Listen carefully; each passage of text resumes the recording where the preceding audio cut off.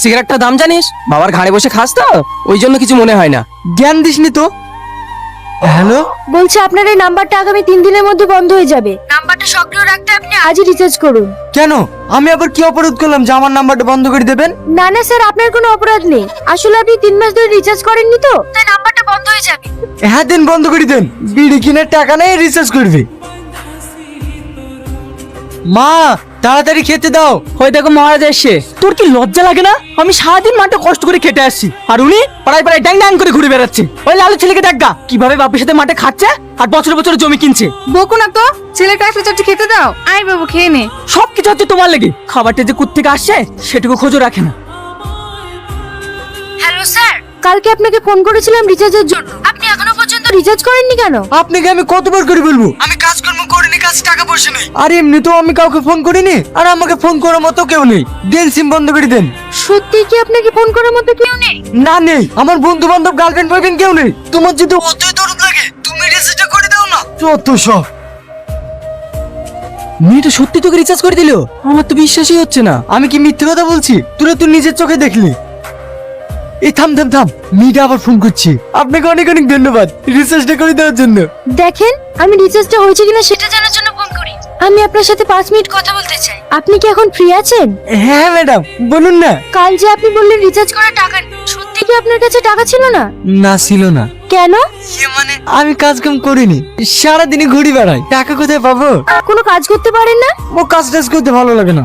আপনার বাবা খেটে খাওয়াচ্ছে বলে আপনার কিছু মনে হচ্ছে না। আপনি যদি আমার জায়গায় থাকতেন তাহলে বুঝতে পারতেন। আপনার জায়গায় থাকলে তো আমি রিল্যাক্স করে বেড়াতাম। আপনি তো কোটিপতি। আপনি ভুল ভাবছেন। আমি একটা গরিব ঘরের মেয়ে। মাটা অনেকদিন আগেই মারা গেছে। বাড়িতে বাবা অসুস্থ। সংসারের সমস্ত দায়িত্বই আমার কাঁধে। সারা মাস কাজ করে মাত্র 8,000 টাকা মাইনে পায়। তার মধ্যে 5,000 টাকায় বাবার ওষুধ কিনতে চলে যায়। তাহলে আপনিই বলুন, আমি একজন মেয়ে হয়ে যদি এত কষ্ট করে সংসার চালাতে পারি, তাহলে আপনি একজন ছেলে হয়ে কেন পারবেন না? কি হলো, চুপ করে আছেন যে? আমি শুনছি। একটা কথা মনে রাখবেন, টাকা ছাড়া এই দুনিয়াতে মানুষের কোনো সম্মান নেই।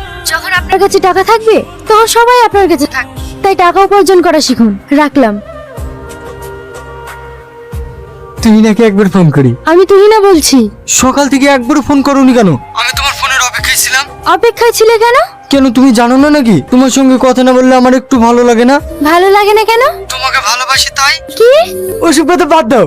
আমার লাইফে আজকে আমি প্রথম 500 টাকা ইনকাম করেছি। ওই টাকাটা আমি তোমাকে দিতে চাই। তোমার ফোন পে নাম্বার। আমাকে কেন?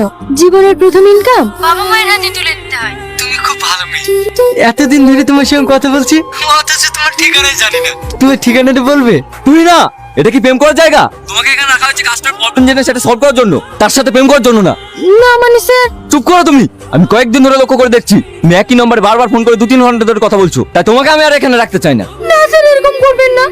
আপনি তো সবই জানেন। আমার বাড়িতে অসুস্থ বাবা আছে। চাকরিটা চলে গেলে আমি খুব সমস্যায় পড়ে যাব। সেটা তোমার আগে ভাবা দরকার ছিল। তুমি এই মুহূর্তে এখান থেকে বেরিয়ে যাও। আব্বা, আব্বা, তোমার খুব কষ্ট হচ্ছে আব্বা? খুব কষ্ট হচ্ছে মধু। জীবের তলা ওষুধটা দে, আমি একটু সুস্থ হয়ে যাবো। আব্বা, ওষুধ তো পড়ে গেছে। মরে গেছে। আব্বা, তুমি একটু সহ্য করো, আমি এক্ষুনি ওষুধ নিয়ে আসছি।